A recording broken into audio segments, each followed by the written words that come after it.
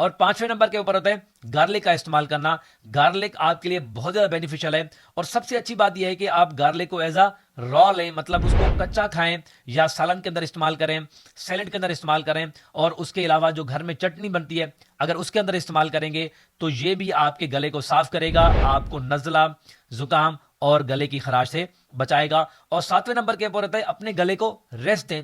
कोशिश करें कि अपने गले को वार्म या गर्म रखें, अपने गले के इर्द गिर्द मफलर का इस्तेमाल करें और थोड़ा रेस्ट दें। तो ये क्या कराएगा, ये जो इन्फ्लेमेशन है उसको कम कराएगा। रेस्ट के अंदर जो होता है वो आपकी बॉडी रिपेयर होती है और आपका जो गला है वो खांसी नहीं पकड़ेगा, उसमें फ्लू नहीं आएगा और उसमें जुकाम नहीं आएगा।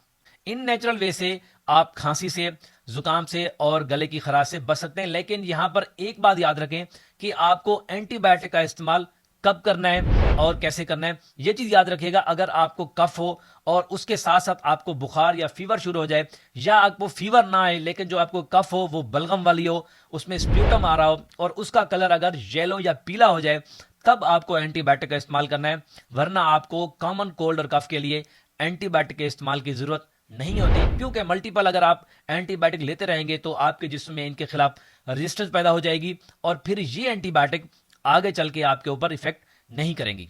वीडियो